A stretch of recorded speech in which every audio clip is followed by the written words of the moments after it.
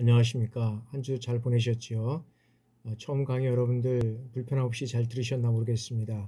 제가 이제 또 핸드폰으로 인해서 피드백을 여러분들 계속 할 수 있도록 그렇게 진행하겠습니다. 오늘도 보니까 오미크론 확진자가 26만이 넘고 지금 아마 계속적으로 지금 진행되는 상황이기 때문에, 그리고 또 선거가 진행되는 이런 상황 속에서 아마 더 많은 인원들이 감염될 이러한 상황이 있겠지만, 그럼에도 불구하고 여러분들한테 건강관리 잘해서 오미크론 또 특별히 또 코로나의 확진자 없도록 이렇게 또 건강으로 여러분들 잘 지켜주시길 바랍니다. 여러분들 아마 같이 이제 또 만날 이러한 사항들이 되어야 되는데 그렇지 못한 사항이 또 아쉽지만, 그럼에도 불구하고 이렇게 또 영상으로 우리가 비대면으로 이렇게 강의를 진행할 수 있는 것 참 감사하면서 이제 또 강의를 진행해 나가도록 하겠습니다. 이번 시간에는 제2장 청소년 프로그램의 원리와 접근 방법으로서 개발의 원리, 그 다음에 접근 방법, 그 다음에 기본 요건, 접근 원리, 이런 식으로 해서 진행해 나가도록 하겠습니다. 청소년 프로그램의 개발 원리입니다. 자, 청소년 프로그램은 청소년 지도의 목적을 달성하기 위해서 이제는 전문적이고 이 체계적인 프로그램의 어떤 개발 과정이 요구된다라고 우리가 말씀드릴 수 있습니다. 그러니까 이 청소년 프로그램은 누구를 위한 것이냐? 청소년 지도의 목적을 달성하기 위해서 하는 것이다. 그래서 여기에서는 자, 청소년 프로그램의 여기에 질은 그러면 어떻게 해야 되느냐?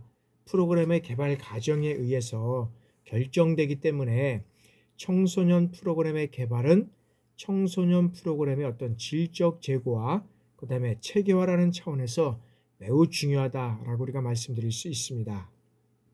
그렇다면 자, 청소년 활동 현장에서 가장 중요한 것은 무엇이냐라고 우리가 보면, 자, 청소년들에게 가장 적합한 이 프로그램을 계획하고 그리고 실행하며 평가하는 일이 어떤 면에서는 가장 중요한 일이라고 할 수 있습니다. 자, 그런데 학교 교육과는 달리 이 청소년 활동 현장에서 적용되고 있는 이 청소년 프로그램은 표준화되어 온 내용이나 이 방법, 이런 것들이 없기 때문에 청소년 지도자의 어떤 전문성에 의존할 수밖에 없다라고 우리가 말씀드릴 수 있습니다.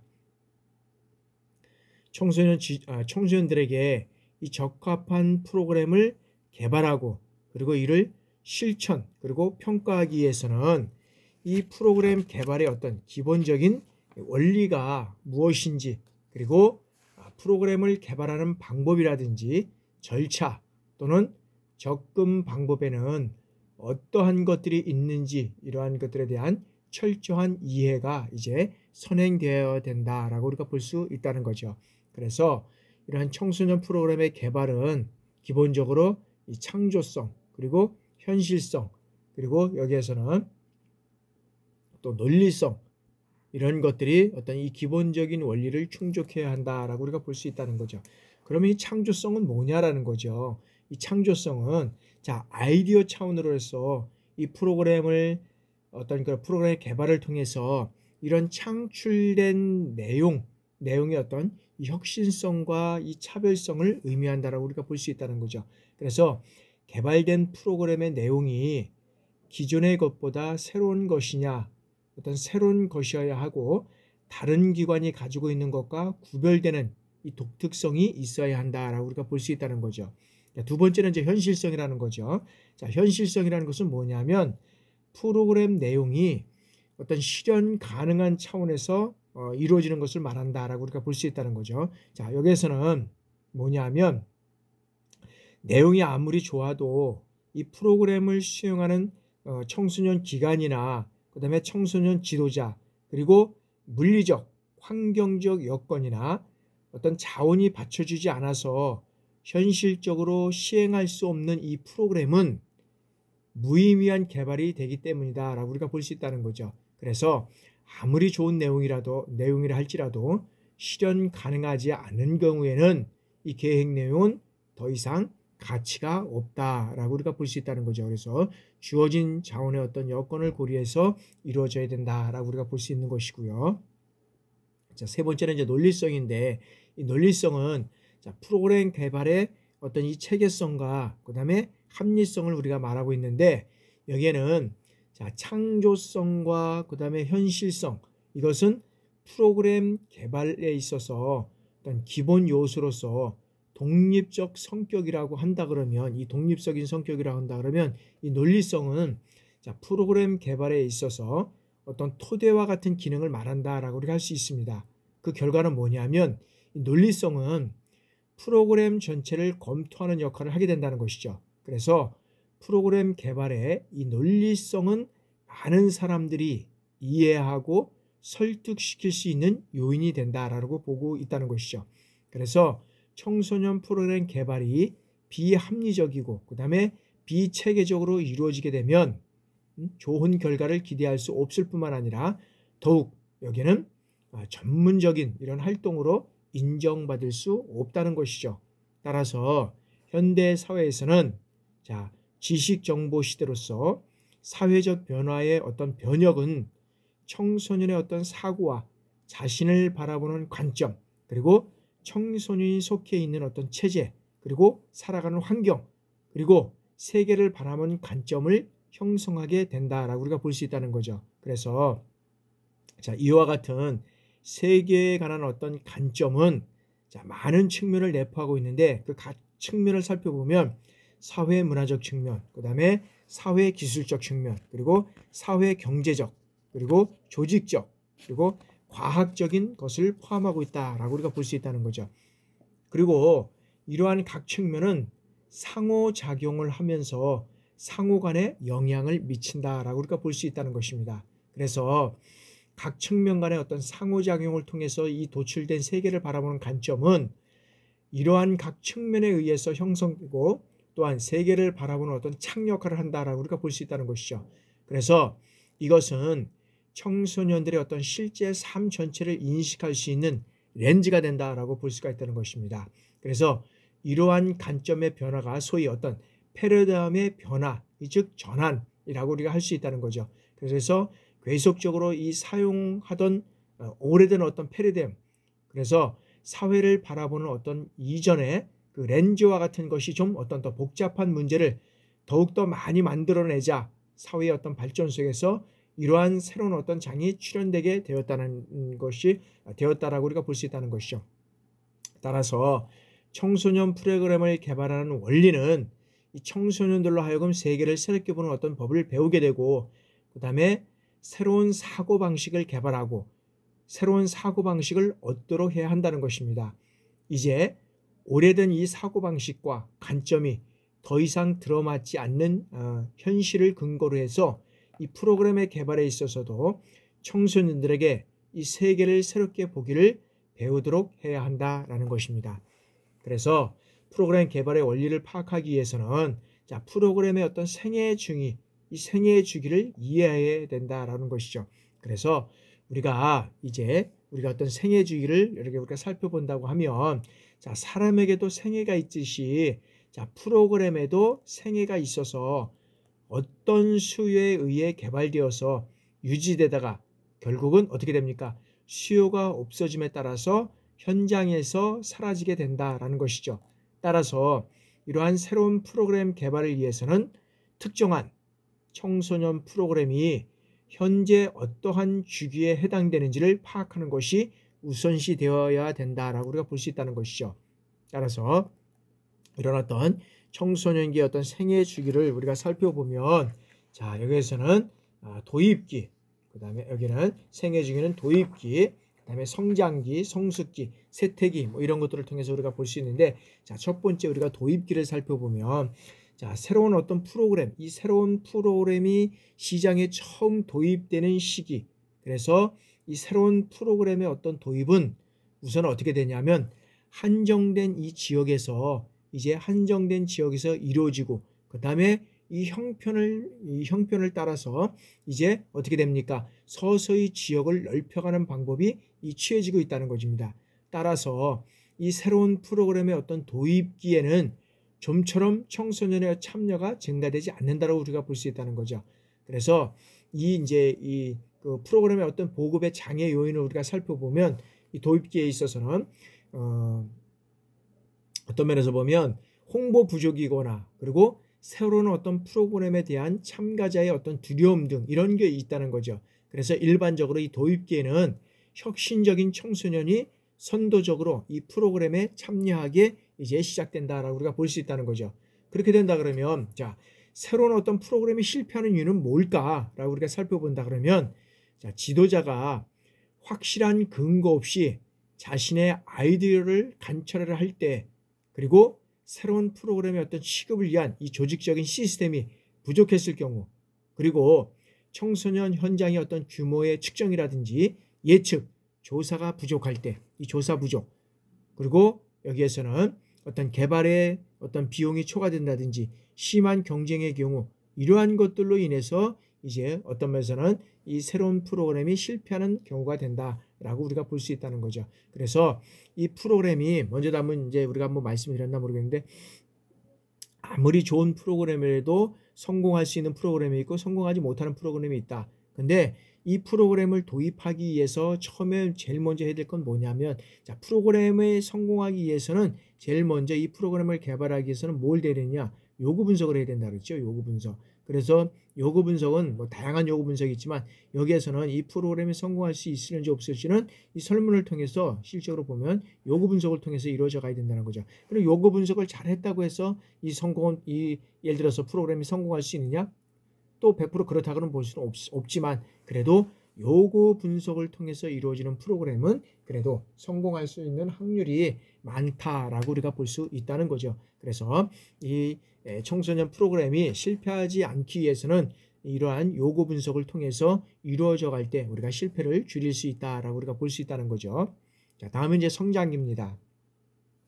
자, 이 성장기에는 어떤 면에서 보면 이 새로운 프로그램이 어떤 면에서 보면 빠른 속도로 커지는 시기. 그래서 이 새로운 프로그램에 대한 어떤 수요가 급격히 증가하기 때부터 시작을 하게 된다는 거죠. 그래서 혁신적인 청소년이 시험적으로 이 프로그램에 참여하는 단계에서부터 벗어나서 이제는 계속적으로 어떻게 돼요? 반복적으로 참여하는 단계로 변해가는 이 시기를 우리가 이제 경쟁적인 프로그램의 수가 이 경쟁적인 프로그램의 수가 증가하기 시작하는 이런 것을 우리가 성장기다라고 우리가 볼 수 있다는 거죠. 그래서 성장기에는 자, 프로그램의 어떤 질 향상을 위한 노력과 그리고 새로운 현장의 어떤 파악, 그 다음에 현장 세분화, 그리고 프로그램의 질 향상을 위한 다양한 방법을 탐색해야 된다라고 우리가 볼 수 있다는 거죠. 그래서 새로운 경로와 어떤 면에서는 매체를 개척하여 보다 많은 이 청소년의 눈에 띄게 하기 위해서는 이 홍보라든지 그다음에 광고 활동 이런 것들을 전개해서 시장을 확대하는 노력이 필요하다라고 우리가 볼 수 있다는 거죠. 그래서 도입하기에도 상당히 이 프로그램이 도입하는 시기에서도 보면 어려운 시기를 겪고 있지만 그래서 이 성장하는 시기에도 이 어떤 면에서 보면 계속적으로 이 경쟁적으로 이 프로그램의 수가 증가하기 시작하기 위해서는 홍보라든지 이런 광고 활동 이런 것들을 통해서 시장의 확대를 하는 노력이 무엇보다도 필요하다라고 우리가 볼 수 있다는 거죠. 자, 다음에는 이제 우리가 성숙기를 우리가 이제 볼 수 있습니다. 이러한 성숙기에는 또 어떤 것들을 우리가 이제 해야 되는지 우리가 한번 살펴보면 자, 이 성숙기에는 자, 어떤 면에서는 성장보다는 여기에는 질적인 성숙을 필요한 시기다라고 우리가 볼 수 있다는 거죠. 그래서 어떤 성장 속도가 둔화되면서 이제는 질적으로 향상되는 시기가 우리가 성숙기다. 그래서 이때부터는 자, 경쟁이 발생하게 되는다라고 우리가 볼 수 있다는 거죠. 그래서 이 단계에서는 선도 프로그램과 후발 프로그램과의 어떤 질적인 차이가 거의 이제 없어지게 됨에 따라서 뭐가 이제 발생되느냐면 자, 청소년의 어떤 지속적인 참여를 유지하려면 이 노력을 집중적으로 기울이게 된다라고 볼 수 있다는 거죠. 그래서 이 성숙기에는 자, 프로그램의 어떤 질적 향상을 통해서 참여 현장에 어떤 그 유지를 하는 시기로 인해서 마케팅이라든지 이 정보 시스템을 통해서 청소년, 그다음에 어떤 프로그램, 그다음에 사회 환경을 계속적으로 점검하는 그리고 유지하는 전략이 필요하다라고 우리가 볼 수 있다는 거죠. 그래서 이 시기에는 새로운 경쟁 프로그램과의 어떤 차이를 강조하고 장점을 강조하는 이러한 프로그램 차별화 전략을 택하는 경우가 많다라고 우리가 볼 수 있다는 거죠. 자, 다음에는 이제 우리가 쇠퇴기를 볼 수 있습니다. 쇠퇴기는 자, 프로그램에 대한 어떤 이 수요가 점차 둔화되는 시기잖아요. 그러다 보니까 이 프로그램의 쇠퇴 속도는 어떻게 돼요? 완만한 경우도 있고 급격할 경우도 있다. 그래서 여기에서는 이때 그러면 무엇을 해야 할까라고 우리가 살펴보면 자, 이때는 프로그램의 쇠퇴기를 초래하는 원인을 우리가 조사해야 된다는 원인 조사. 원인 조사해야 되는 거죠. 프로그램을 쇠퇴하게 되는 원인은 이 프로그램의 어떤 면에서 보면 뭐 자격증 과정을 뭐 다 해서 많은 사람들이 이수해서 뭐 예를 들어서 쇠퇴하는 경우도 있겠지만 어떤 면에서는 어떤 이유에서 이 프로그램이 쇠퇴하는지를 원인 조사를 해야 된다는 거죠.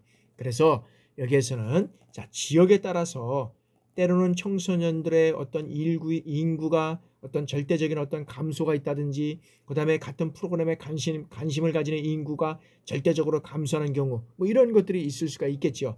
그리고 사회의 변화에 따라서 참가자의 어떤 욕구 변화 그리고 컴퓨터 기술의 발달로 인해서 정보 교육이 어떤 쇠퇴하는 경우 이러한 어떤 그 기술적인 변화에 의해서 쇠퇴도 있다는 거죠. 그래서 쇠퇴기에는 어떻게 됩니까? 추가 비용 없이 유지한다든지 또는 효율적인 철수를 해야 하는 시기다. 그래서 이때는 어떻게 됩니까? 마케팅 비용의 어떤 지출을 하지 않고 그 다음에 과거에 실시한 이 마케팅 전략에만 의존하면서 이제는 청소년들의 어떤 참여를 최대한 여기에서는 어떻게 됩니까? 최대한 유지시키거나 틈새 전략으로 인해서 특정 프로그램에 이 지속적인 관심을 나타내는 어떤 소수의 일부 집단을 위해서 이 프로그램을 계속적으로 유지하는 방법을 여기에서는 채택해 나가야 된다라고 우리가 볼 수 있다는 거죠. 그래서 청소년의 참여가 거의 없이 비용만 드는 경우에는 이 프로그램의 어떤 전략을 폐기해야 한다라고 우리가 볼 수 있다는 거죠. 그래서 이 청소년 프로그램은 청소년들의 어떤 삶의 질을 향상시키는 수단으로서 중요한 의미를 갖는다라고 우리가 볼 수 있다는 겁니다. 그래서 이제 최근 들어서 우리가 이제 주 5일제 수업이 이제 진행되고 있잖아요. 한참 됐지만은 그리고 어떤 창의적 체험 활동 이런 것들이 사회의 변화와 교육 현장의 변화를 통해서 청소년들의 어떤 수준과 요구도 이제 그만큼 고도화되어 가고 있다라고 우리가 볼 수 있다는 거죠. 그래서 이러한 청소년들의 요구에 부응하면서 이제는 청소년 기관과의 어떤 고유한 가치를 최대한 전달하기보다는 전문적이고 체계적인 면에서 지역 특성에 맞는 이 통합적인 프로그램 개발을 이제는 모색해 나가야 할 이러한 시기가 우리가 보면 이제 쇠퇴기다라고 우리가 볼 수 있다는 거죠. 그래서 여기에서는 이제 어떤 면에서는 이제 이런 것들이 이 청소년들의 요구에 부응하면서 이런 것들이 어떤 전문적이고 체계적으로 그리고 이 지역 특성에 맞는 통합적인 프로그램 개발 이것들이 상당히 이제 모색해 가지 않으면 새로운 프로그램을 또 어떤 면에서 도입하기에 어려운 점도 있다라고 우리가 이제 볼 수 있다는 거죠. 그래서 이제 이 프로그램의 어떤 생애 주기를 우리가 한번 살펴보면 자, 프로그램의 생애 주기, 프로그램의 어떤 개발의 통합적 모델을 보면 자, 도입기에는 이 프로그램이 실질적으로 보면 많은 광고라든지 어떤 면에서는 홍보를 하더라도 실질적으로는 이 급격하게 성장하기는 어렵다는 거죠. 서서히 성장해 가면서 이제 성장기에 들어가면서 성장기와 성숙기를 거쳐서 이제는 쇠퇴기에 이제 들어가게 된다는 거죠. 그래서 이제 생애 주기는 우리가 이제 금방 말씀드렸다시피 우리가 도입기, 성장기, 성숙기, 쇠퇴기 이런 과정을 통해서 프로그램이 이제 계속적으로 이제 또 쇠퇴가 되면 끝나는 것이 아니라 다른 프로그램이 또 도입되고 그다음에 또 뭐 성장이나 성숙기 이런 것들을 통해서 이제 쇠퇴가 되게 되면 또 다시 프로그램 계속적으로 지속적으로 프로그램들은 개발되고 연속적으로 이루어져 가야 된다라고 우리가 볼 수 있다는 거죠. 자, 다음에는 이제 프로그램 개발의 통합적 모델이다. 통합적 모델은 뭐냐면 자, 프로그램의 기획, 그다음에 설계, 그다음에 실행 운영, 그다음에 평가 개정 이런 어떤 네 단계를 통해서 이제 네 단계를 통해서 이루어져 가는데 그 다음에 프로그램의 통합적 모델의 네 단계를 통해서 이루어가는데 프로그램의 기획에는 어떤 걸 있느냐면 자, 활동 요구 분석을 통해서 이제는 기관의 상황 분석을 하고 그 다음에 요구의 어떤 목적이라든지 목표를 어떤 전하는 것이 이제 프로그램 기획 과정에서 이루어져 가고 있고요. 자, 프로그램 설계 과정에서는 자, 내용 및 활동을 선정을 하고 그 다음에 그 내용이라든지 활동을 이제 조직화하면서 이제는 프로그램을 문서화하는 것이 이제 설계하는 과정이고요. 그 다음에 자, 프로그램을 어떤 실행하고 운영하는 이러한 어떤 절차에 있어서는 자, 프로그램 운영 계획을 수립하고 그다음에 그것을 어떻게 이 프로그램을 잘 이뤄갈 것이냐는 어떤 마케팅을 통해서 이제는 담당자의 어떤 역할이라든지 그다음에 프로그램의 지도안을 통해서 이루어져 가는 것이 이제는 실행 운영 단계고요. 그다음에 평가와 개정 단계는 자, 프로그램의 어떤 평가는 이것은 계속적으로 평가가 프로그램이 계속적으로 이루어졌다고 해서 여기에 와서 끝나는 것이 아니라 이 과정들은 계속적으로 어떻게 됩니다. 개정을 이루어져는 이 개정은 뭐냐면 앞으로 계속적으로 이 평가를 통해서 피드백 과정을 이루어져 가는 거죠.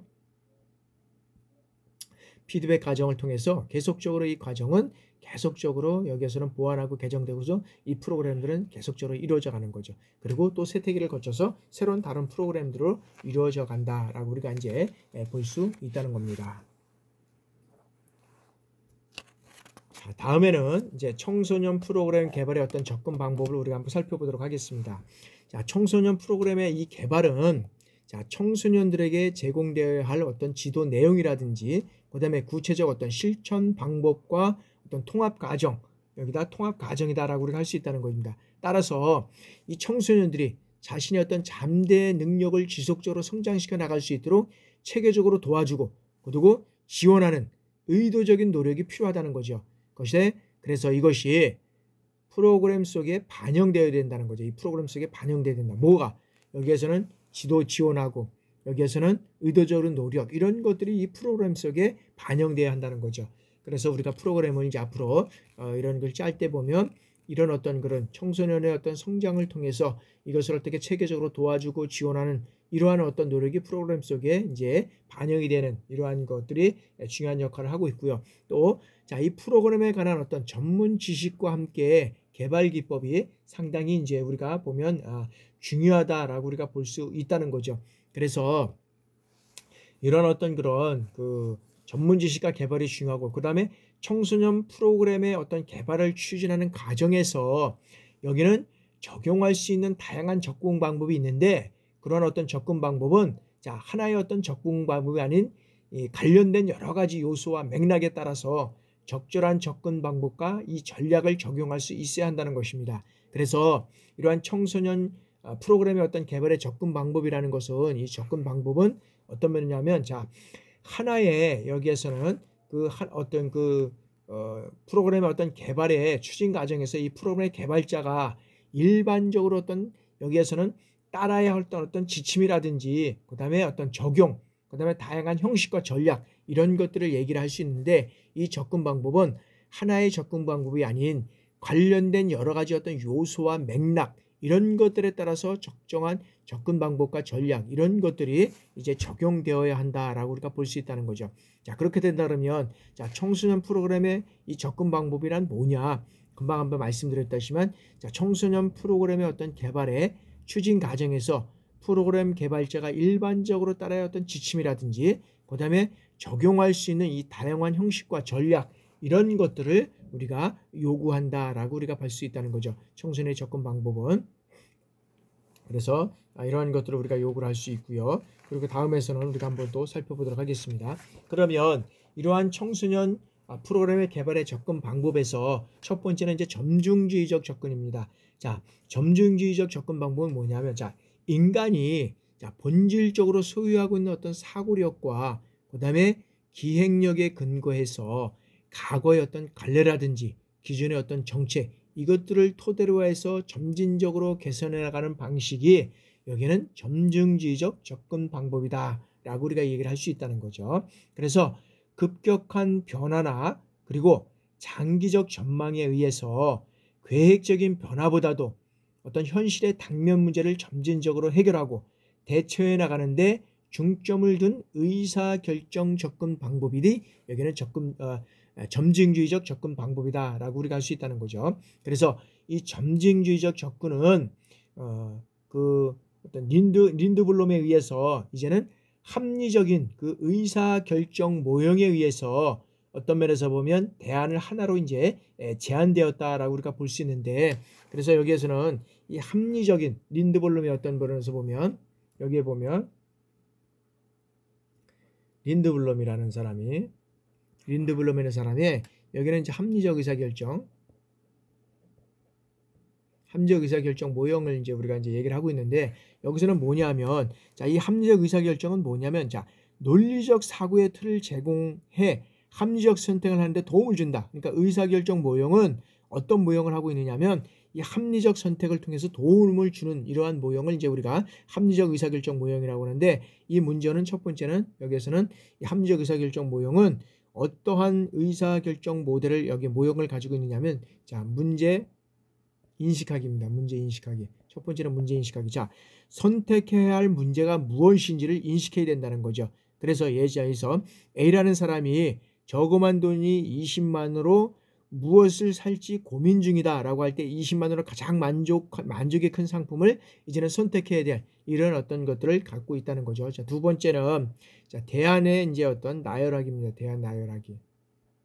자, 갖고 싶은 것들을 이제는 생각해 보는 거예요. 여러 가지 아까 있잖아요. 20만 원을 가지고 살 수 있는 가장 만족한 상품이 무엇일까 선택해야 된다는 거죠. 그러면 이제 대안을 나열하기입니다. 그래서 여기에서는 자, 수많은 대안이 있을 수 있지만 여기에서는 검토하는 데 많은 시간과 노력이 필요하죠. 그렇기 때문에 상식적으로 타당한 개수의 대안을 이제는 나열한다는 거죠. 그래서 뭐 여러 가지가 있겠지만은 뭐 예를 들어서 A라는 사람은 뭐 요즘은 이제 휴대전화라든지 그다음에 이제 뭐 그다음에 MP3 플레이어, 그다음에 게임기, 뭐 그다음에 운동화, 요즘 뭐 다른 애들도 운동화, 뭐 바지, 뭐 여러 가지 어떤 이런 어떤 말에서는 이러한 것 중에서 이제는 대안을 이제 나열하면서 이제는 대안을 어떻게 됩니까? 다음에는 이제 선택하게 되는 이제 기준을 설정하는 거죠. 여기 이제 두 번째는 기준 설정하기. 이러한 어떤 이제 대안들이 나열을 했는데 이거를 어떻게 기준을 설정해서 이제는 이것을 하나하나 구입을 할 것인가, 뭐 이런 것들을 이루어가는 것이 이제 기준 설정하기요. 그러면 기준 설정하기는 무엇입니까? 뭐 가격을 이해할 것인가, 그다음에 어떤 필요한 것을 내가 이해할 것인가, 그다음에 어떤 만족도를 이해할 것인가, 뭐 이런 어떤 기준을 1, 2, 3, 4번 쭉 기준을 설정해서 이제 하게 되는 거죠. 그러면서 나열한 것 중에서 이제 1번, 2번 뭐 이렇게 번호를 매겨서 이제 진행하기죠. 자, 네 번째는 이제는 대안 평가다. 대안평가. 그래서 자, 충분한 자료와 이 정보를 수집해서 이제는 대안들을 구체적으로 이제 평가하는 단계가 우리가 대안평가 단계다. 그래서 자, 이때 의사결정표를 작성하면 여기에는 이제 편리하다라고 우리가 볼 수 있다는 거죠. 그래서 일반적으로 기준을 가장 잘 충족하는 대안에는 이제 높은 점수를 두고, 그렇지 못한 대안은 어떤 면에서는 낮은 점수를 부여한 후에 가장 높은 점수를 받은 것을 우리가 이제 선택하게 된다는 거죠. 그죠? 그리고 대안과 기준이 같아도 평가자에 따라서 다른 결과가 나올 수 있다라고 우리가 볼 수 있다는 거죠. 자, 이제 마지막엔 뭐냐 하면은 여기에서는 자, 이제 대안 선택을 하게 된다 그러면 자, 선택 이제는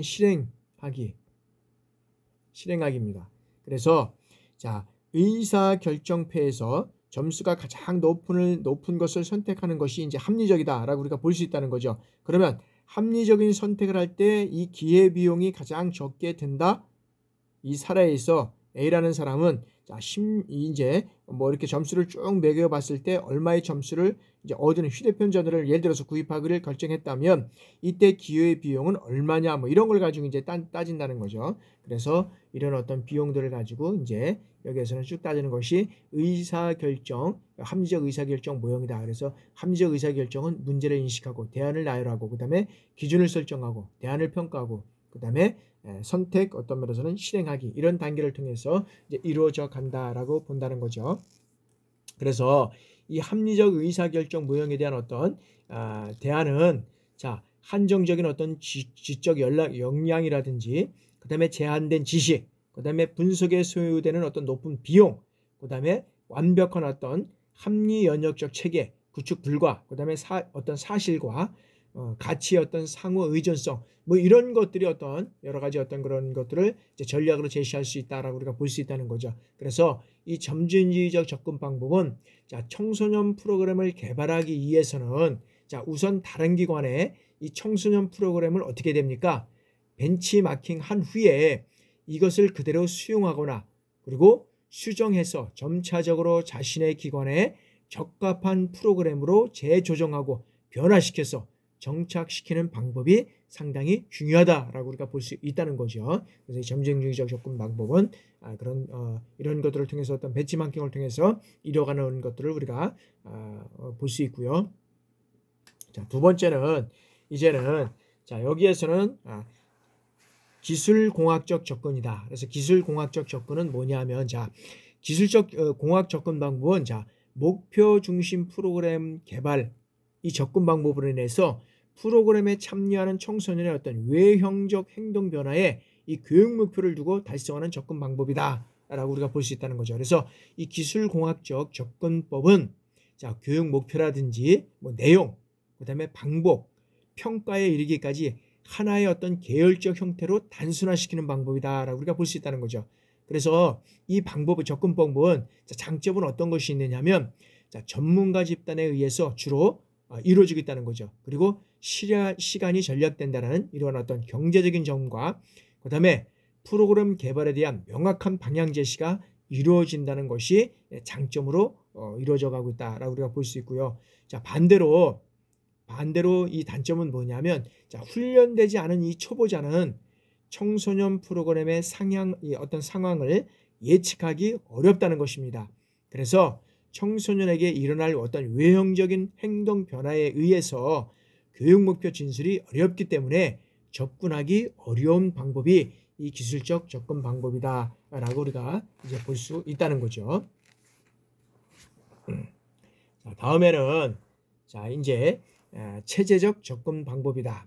자, 이 체제적 접근 방법은 뭐냐면 교육 목표와 이 요구를 규명하고 그 다음에 해결하는 데 적용되는 어떤 논리적 문제 해결 과정이다 라고 우리가 볼 수 있다는 거죠. 그래서 여기에서는 요구되는 교육 성과를 효과적이고 효율적으로 달성하기 위한 접근 방법이다. 그래서 이 체제적 접근 방법은 자, 모든 현상을 상호 관련된 일련의 어떤 하위 체제로 구성된 체제라는 어떤 개념하에서 이제는 포괄적이고 그 다음에 통합적 분석을 시도하는 이런 어떤 접근 방법이다라고 우리가 말씀을 드릴 수 있습니다. 그래서 여기에 체제는 자 유기체의 기능에서 같이 전체를 부분의 어떤 단순한 합으로 보지 않고 상호 유기적으로 관련되어 있는 이 전체로 파악된다라고 우리가 볼 수 있다는 거죠. 그래서 어떤 체제든지 이 체제에는 체제의 목표와 이를 달성하기 위한 과정이 수행되고 그리고 마지막으로는 뭡니까? 이 체제의 과정과 목표를 평가하는 행동이 있다는 것이죠. 그래서 이러한 일련의 활동이 유기적으로 연관되고 그 다음에 피드백 과정을 통해서 수정되기도 하면서 체제가 종속되는 것이다 라고 우리가 볼 수 있다는 겁니다. 따라서 이 체제적 접근은 자 프로그램 개발에도 어떤 목표가 있고 그리고 이 목표를 달성하기 위해서는 이 과정과 그 다음에 계획의 실천이 있어야 한다는 것입니다. 그래서 이 평가를 통해서 과정의 어떤 검토와 목표의 어떤 검토 이런 것들이 조절하는 활동이 있는가라는 어떤 그런 가정 아래 이 프로그램을 설명하는 입장이다라고 우리가 볼 수 있다는 거죠. 그래서 체제적 접근 방법은 사회 현상을 상호작용하는 여러 구성 요소로 이루어지고 있는 이런 어떤 전체의 한 부분으로 보고 있다는 것입니다. 따라서 이러한 프로그램 개발 접근 방법으로서요. 체제적 접근 방법은 청소년 기간을 하나의 어떤 사회 체제로 간주하고 청소년 그 다음에 어떤 기관이라든지 어떤 조직체 환경 이러한 것과 상호작용을 통해서 이러한 청소년 프로그램을 개발하는 방법이 체제적 접근 방법이다 라고 우리가 볼 수 있다는 것이고요. 자, 다음에는 참여계획적 접근 방법이다. 자, 참여계획적 접근 방법은 청소년 프로그램과 관련된 이 사람을 대상으로 해서 사람을 대상자로 포함하고 있다는 거죠. 그리고 함께 이 청소년 프로그램을 계획해 나가는 방법이다 라고 우리가 볼 수 있다는 거죠. 다만 자, 집단이 너무 크면 어떻게 됩니까? 대표가 되는 사람이 20명 내로 구성된 이 소집단이 청소년 프로그램 개발을 주도하는 접근 방법이 될 수 있다는 거죠. 그래서 이 방법은 자, 민주적 방법으로 의사결정이 내려지고 그 다음에 관련된 집단의 어떤 요구라든지 문제 그리고 자원이 모두 고려되기 때문에 가장 합리적인 방법으로 인정되고 있다라고 우리가 볼 수 있다는 거죠. 그래서 이 참여계획적 접근 방법은 청소년 프로그램 참여자의 어떤 관심사가 다양하고 그 다음에 공통된 합의가 이루어지기 어려운 시간이 많이 소요된다는 이런 단점이 있다는 겁니다. 그리고 참여계획적 접근 방법, 이 접근 방법을 적용하는 경우에는 참여자들의 어떤 원활한 이 정보 교류와 합의 도출을 위해서 프로그램 개발자의 어떤 협상 능력과 그다음 촉진 능력이 전문적으로 요청된다라고 우리가 볼 수 있다는 것이죠. 자, 이제 다음에는 자, 이러한 경영관리적 접근을 우리가 한번 살펴보도록 하겠습니다. 자, 경영관리적 접근은 자, 여기에서는 청소년 프로그램의 개발은 이 체계적이고 그다음에 논리적인 방법으로 해서 이 교육적 변화를 기획하고 실시하고 그다음에 평가하는 행동이다라고 우리가 볼 수 있다는 거죠. 그래서 이 기본적인 특성은 계획된 교육 목표를 성취하기 위해서 여러 가지 활동을 조정하는 경영관리적 차원의 성격을 가지고 있다라고 우리가 볼 수 있다는 거죠.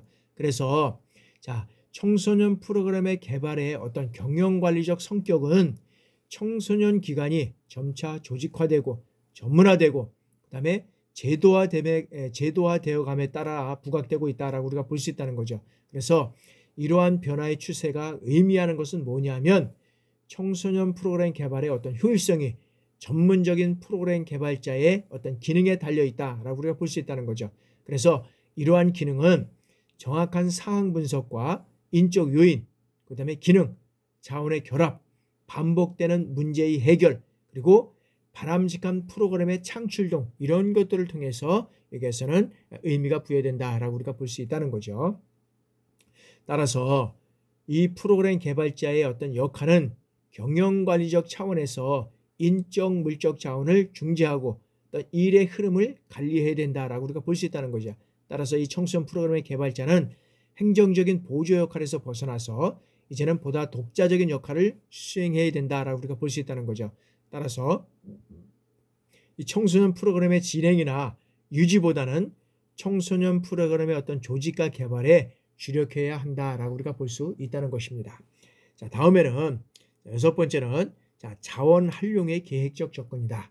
그래서 이 자원 활용의 계획적 접근이라는 것은 자, 지역사회나 이 청소년 기관이 보유하고 있거나 동원할 수 있는 인적, 그다음에 사회적, 물적 자원을 최대한 활용하는 접근 방법이다.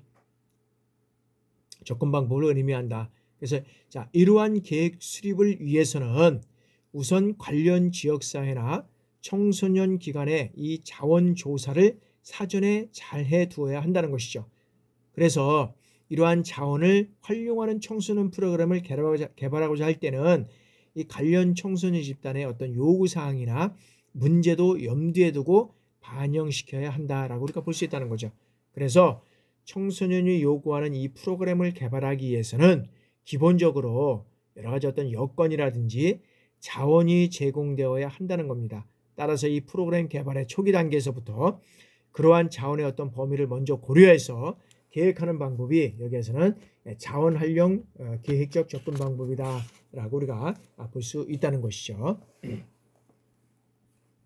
자, 다음에는 이제 요구 중심 계획적 접근 방법이다. 자, 요구 중심 계획적 접근 방법. 자, 요구 중심 계획적 어떤 접근 방법이라는 것은 프로그램을 계획하기 이전에 프로그램 대상자들을 통해서 이 어떤 프로그램을 원하는지를 측정하고 조사를 통해서 이 청소년 프로그램 개발에 반영시키도록 하는 접근 방법이다라고 우리가 볼 수 있다는 거죠. 그래서 자, 청소년의 요구 가운데 겉으로 나타나는 어떤 인식된 요구뿐만 아니라 겉으로 나타나지 않고 실제로 갈망하면서도 청소년 스스로는 미처 깨닫지 못하는 이 요구를 찾아서 이것을 조화롭게 이 프로그램에 반영시키는 것이 요구 중심 계획적 접근 방법이다라고 우리가 볼 수 있다는 거죠.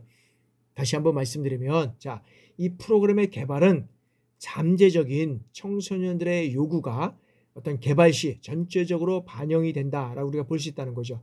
그래서 이 요구를 정확히 분석하고 진단하는 것은 프로그램 성패를 우리가 좌우할 수 있다라고 우리가 말씀드릴 수 있다는 거죠. 그래서 우리가 프로그램의 어떤 프로그램의 성패는 요구 분석이 상당히 중요하다라고 우리가 말씀드릴 수 있다고 말씀드렸잖아요. 그래서 이 청소년들의 요구를 파악하고 그다음에 파악된 요구를 실현시키기 위해서 그 프로그램이 이제는 설계되어야 한다라는 겁니다. 그리고 대부분의 이 청소년 프로그램은 청소년들의 요구를 기초로 해서 전문가에 의해서 어떤 그 인식된 문제를 기초로 해서 개발되는 것이 이제는 요구 중심 이 계획적 접근 방법이다라고 우리가 말씀드릴 수 있고요.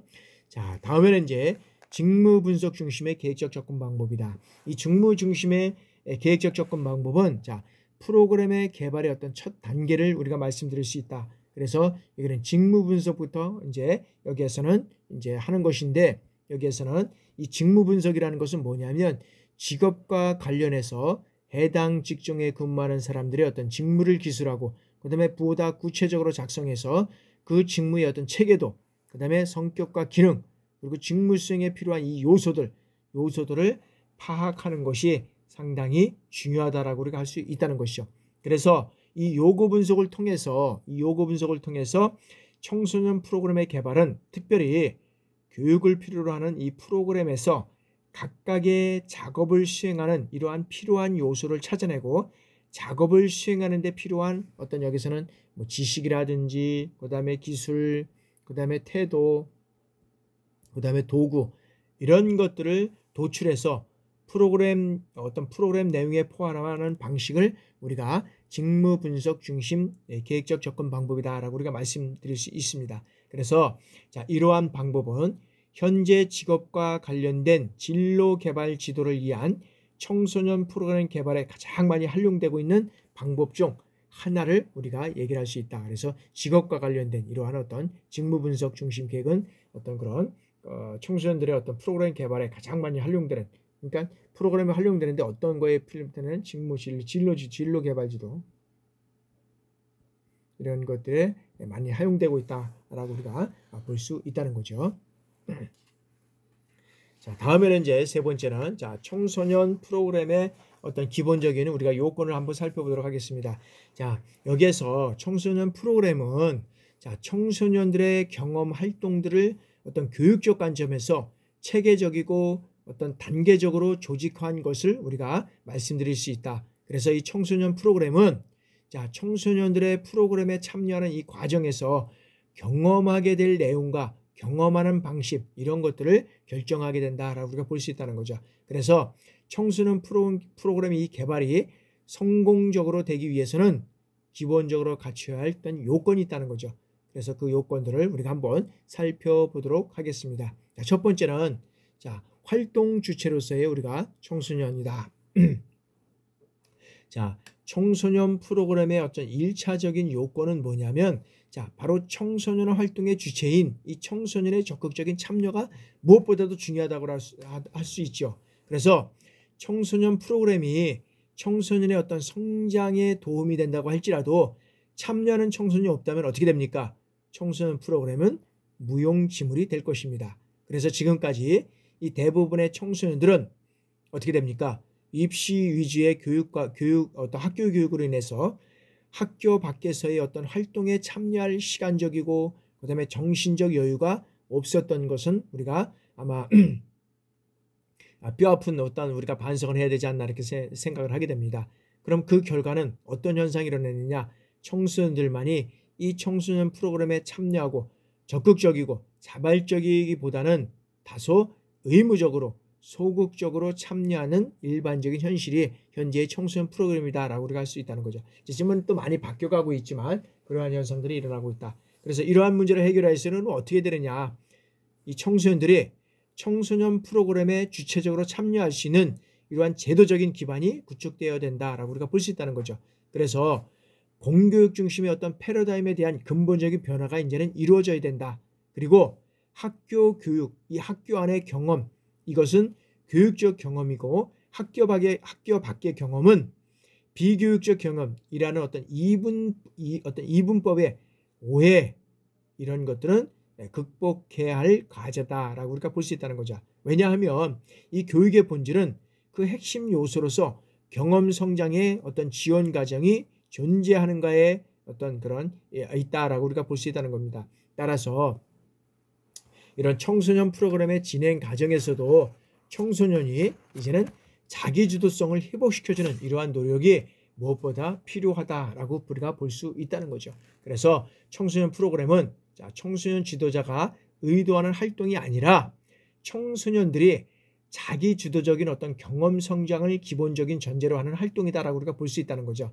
그래서 청소년 프로그램의 어떤 참모습을 실현하기 위해서는 청소년들의 어떤 활동에 대한 자기 주도성이 발현되도록 하는 데 초점을 맞춰야 된다라고 우리가 볼 수 있다는 거죠. 그래서 청소년 프로그램을 통해서 이러한 자기 주도적 활동을 가능하도록 지원하는 이 체계로 인식되어야 한다는 것이 상당히 중요하다라고 우리가 볼 수 있다는 거죠. 자, 두 번째는 이제는 경험학습 촉진자로서의 어떤 지도자다. 그래서 이 청소년 프로그램 내에서 이루어지는 이 활동은 청소년의 어떤 선택과 필요에 의해서 수행되는 활동이다라고 우리가 볼 수 있다는 거죠. 그래서 청소년 지도자가 어떠한 자세와 능력을 가졌는가에 따라서 청소년 프로그램의 효과를 결정하는 점에서 중요한 의미를 갖는다라고 우리가 볼 수 있다는 겁니다. 그래서 이 청소년들이 이 갖춰야 될 어떤 그 기본적인 여러 가지 어떤 것들이 있겠지만 여기는 크게 여기서는 일반적으로 어떤 면에서 보면 여기는 이제 청소년 지도를 갖춰야 될 이제 그 전문적 어떤 그러한 요소들이 어떤 것이 있느냐 하면 여기에서는 전문적 기술, 그다음에 인간관계 기술, 개념적 기술, 의사소통 기술, 의사결정 기술 이런 것들이 있다는 거죠. 그래서 그 내용들을 한번 살펴보면 자, 첫 번째 전문적 기술이라는 것은 청소년 활동에 대한 이 전문적인 기술과 기능 이런 것들을 의미하고 있고요. 자, 두 번째 이제 인간관계 기술에는 자, 청소년 활동의 전개 과정에서 관계되는 사람들과 이제는 조화롭게 이 활동을 전개할 수 있는 이 능력을 의미한다는 거죠. 인간관계. 그래서 우리가 다 어떤 면에서는 모든 면에서 다 중요하지만 이 관계가 참 중요한 것입니다. 특히 사람과의 관계, 인간과의 관계가 이 어떤 면에서 보면 참 중요하다라고 우리가 볼 수 있다는 거죠. 자, 세 번째게 자, 개념적 기술입니다. 이 개념적 기술은 청소년 활동을 하나의 어떤 총체적으로 이해하는 능력으로 우리가 말씀드릴 수 있고요. 자, 다음에는 이제 의사소통 기술은 자, 청소년 지도자와 청소년 그리고 청소년 기관 구성원들 간의 원활한 의사 전달이 가능하도록 하는 능력이다라고 우리가 볼 수 있다는 거죠. 그리고 자, 의사결정 기술은 주어진 문제나 과업에 관련된 정보를 수집 분석해서 대안들 사이에서 최적의 방안을 선택하는 능력을 말한다라고 우리가 할 수 있다는 것입니다. 그래서 여기에서 자, 청소년 프로그램이 청소년들에게 의미 있는 이 경험적인 학습 활동이 되기 위해서는 어떻게 해야 되냐 하면은 자, 청소년 지도자는 어떤 학습 경험, 그 다음에 촉진자로서의 어떤 능력을 갖춰야 한다는 겁니다. 그래서 청소년 프로그램은 자, 청소년들의 어떤 건강한 성장과 발달을 돕는 이 교육적 활동이라는 이 특성을 본질적으로 갖고 있기 때문에 청소년 지도자는 정규 학교 교사 못지않게 어떤 경험 학습 촉진자로서의 어떤 능력과 이러한 자질을 갖춰야 한다라고 우리가 볼 수 있다는 거죠. 그래서 청소년 프로그램을 통해서 이 청소년들의 경험 학습을 통일성 있고 그다음에 주체적으로 성장시켜 나감과 동시에 그것이 사회에 적합한 방식으로 발전해 나갈 수 있도록 조종할 수 있는 이 능력을 갖춰야 한다라고 우리가 볼 수 있다는 것이죠.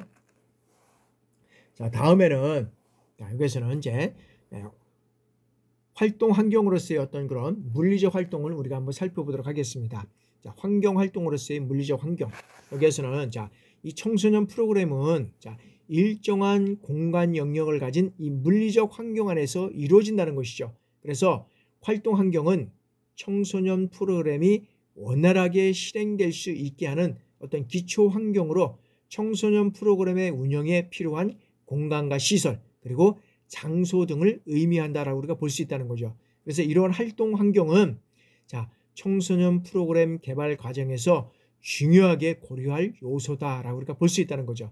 그래서 이 활동 환경은 자, 프로그램의 실행하는 데 있어서 프로그램의 어떤 효율적 실천에 영향을 미치기 때문에 청소년 프로그램에서 필수적으로 고려해야 할 어떤 요소다라고 우리가 볼 수 있다는 거죠. 그리고 여기에서는 또 하나 어떤 요소가 있느냐면 자, 다양하게 전개되는 이러한 청소년 활동의 이 안정성 제고의 필요성이 절절하게 요구되고 있다.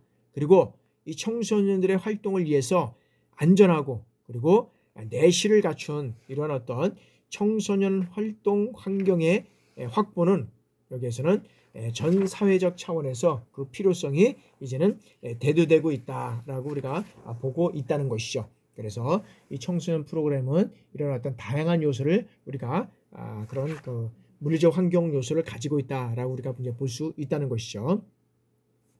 자, 다음에는 청소년 프로그램 개발의 어떤 접근 원리를 우리가 한번 살펴보도록 하겠습니다. 자, 청소년 프로그램의 개발 원리인데 이런 어떤 접근 방식을 통해서 우리가 다시 한번 이런 원리를 어떤 것이 있는지 잠시 한번 10분 동안 우리가 휴식하고 우리가 살펴보도록 하겠습니다.